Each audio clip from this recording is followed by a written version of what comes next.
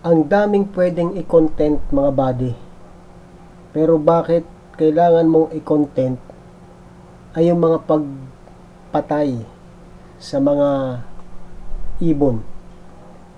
Ito ngayon ang mainit na balita na binabasa ko dito sa DZRH News, na kung saan mga vlogger na sangkot sa pamamaril at pagpatay sa mga migratory birds kakasuhan sa NBI at DNR. Yan ang hirap sa ating mga kababayan. Para sa content gagawin lahat.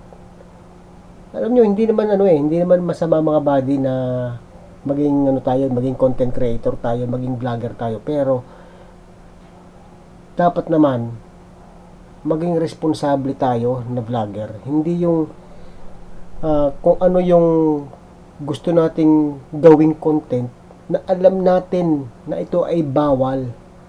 Kagaya nito, may mga nabanggit dito na mga YouTube channel ng mga vlogger na kung saan ay sangkot dito, at ito ay pinaiimbestigahan ng mga body.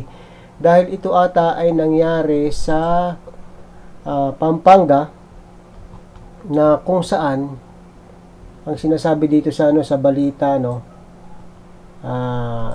Ebon organizer to sue game hunters for killing wild ducks, yung mga wild ducks for blog's sake. The organizer of the country's first and only bird watching festival is going after game hunters who posted killings of hundreds of Philippine wild ducks in their vlog sites just for content's sake.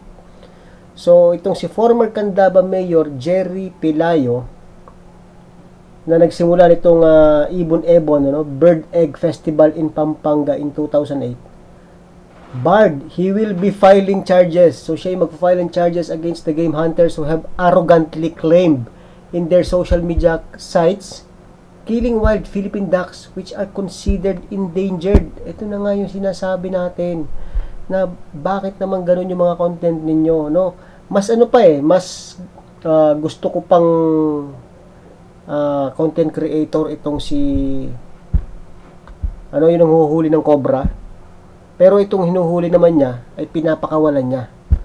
Itong mga tinamaan ng mga magagaling na mga content creator ito, mga vlogger na to, kagaya nitong si Kulaki Hunter, si Kasipat Hunter, Johnny Belen, and Export Rap Hunter, ay talaga namang may mga nakikita tayong screenshots na ang content nila ay pagpatay dito sa mga ibon, sa mga wild ducks. Pero itong si Expo Rough Hunter mga buddy, kung bibisitahin nyo yung kanyang YouTube channel, wala nang nakalagay na content. This channel doesn't have any content. Maaaring dinilitan niya.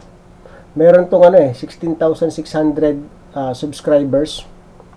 Tapos yung ibang mga nabanggit natin na mga content creator, hindi ko lang alam kung meron pang kagaya itong si Kulaki Hunter, mukhang wala na rin ako makita nito na na channel niya, maaaring nag-delete na rin.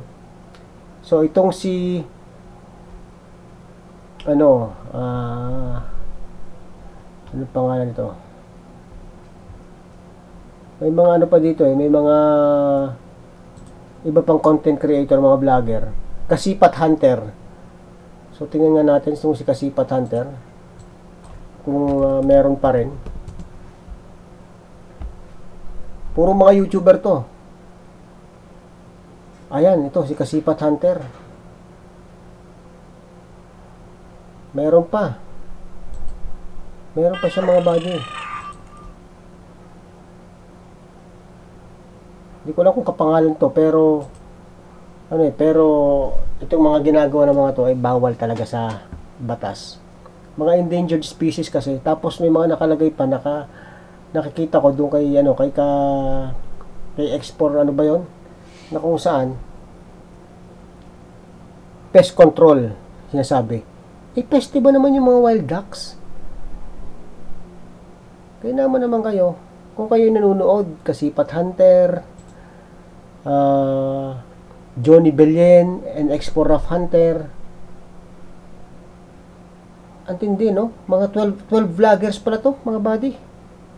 12 vloggers who posted the same content on their YouTube channels. Alam mo, animal lover din naman tayo, mga buddy, kaya nung mabasa ko to ganun na ba talaga ang mga tao ngayon, ano? For the content, gagawin lahat kahit pumatay ng hayop. Okay na sana yung mag-motovlog ka, okay na sana yung mag-react ka na lamang sa video ng ginagawa ng iba, or yung sa politika, or sa bulkan. Pero yung to the extent na ang gagawin mo ay pumatay ng hayop, ng ibon, para lamang sa views, para lamang sa pera. Parang maling-mali, mga buddy. So ano na ngayon na magiging kinabukasan nitong mga vlogger na to? Kulaki Hunter, Kasipat Hunter, Johnny Belen, and Expo Rap Hunter. Pinaghahanap na kayo sigurado ngayon. O, kakasuhan sila ng violation of Republic Act number 9147 or Wildlife Resources Conservation and Protection Act against them. Yan, yung sinasabi dito. Dapat lang talaga. Kasi mas dadami pa mga to kapag hindi ginawa ng aksyon.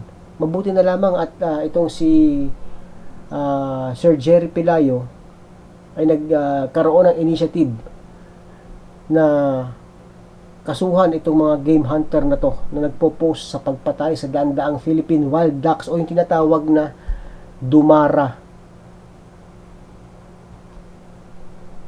Nakakahiya itong mga to. Kung kayo nanonood, kayong mga vlogger kayo, no, kayo sana yung tinitira kayo sana yung ayoko na magsalita, mga buddy.